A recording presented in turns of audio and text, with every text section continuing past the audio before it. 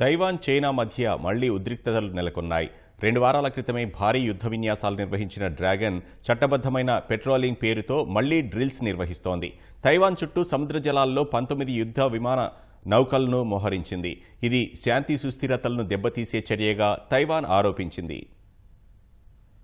స్వయం పాలిత ద్వీప దేశం తైవాన్ను రెచ్చగొట్టే చర్యలను చైనా అంతకంతకూ పెంచుతూనే ఉంది. తైవాన్ చుట్టూ సముద్ర జలాల్లో పెద్ద ఎత్తున యుద్ధ విన్యాసాలు నిర్వహిస్తోంది. ఈ విన్యాసాల్లో చైనా నౌకాదళం, పదాతి దళం, వాయుసేన పాల్గొంటున్నాయి. తైవాన్ స్వతంత్రతను అడ్డుకోవటం సహా గట్టి హెచ్చరికలు పంపే ఉద్దేశంతోనే డ్రాగన్ ఈ యుద్ధ విన్యాసాలు నిర్వహిస్తున్నట్లు తెలుస్తోంది. తమ దేశం చుట్టూ సముద్ర జలాల్లో చైనా 19 యుద్ధ నౌకలను మోహరించినట్లు తైవాన్ రక్షణ శాఖ ప్రకటించింది. సోమవారం సాయంత్రం 6 గంటల నుంచి ఈ ఉదయం 6 గంటల వరకు 19 నౌకలను గుర్తించినట్లు తెలిపింది. యుద్ధ విమాన వాహక నౌక షాన్డాంగ్ను శనివారం నుంచి ట్రాక్ చేస్తున్నట్లు పేర్కొంది. యుద్ధ విమాన వాహక నౌకల గ్రూప్ తమ జలాల్లో ప్రవేశించటాన్ని పసిగట్టినట్లు తెలిపింది. చైనా చర్యలు ఈ ప్రాంత శాంతి సుస్థిరతను పూర్తిగా దెబ్బతీసేలా ఉన్నాయని తైవాన్ రక్షణ శాఖ ఆరోపించింది. అయితే చైనా యుద్ధ విన్యాసాలను పర్యవేక్షించేందుకు తైవాన్ కేంద్ర ప్రతిస్పందన బృందాన్ని ఏర్పాటు చేసింది.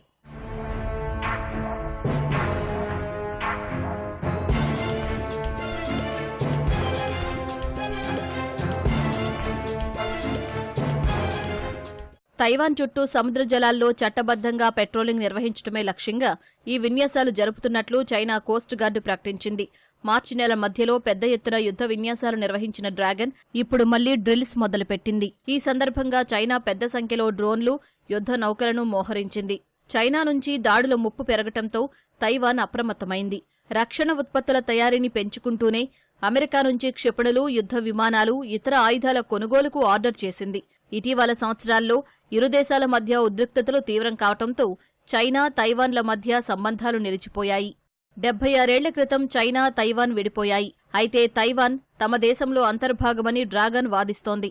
అవసరమైతే బలవంతంగా తైవాన్ స్వాధీనం చేసుకుంటామని అంటోంది.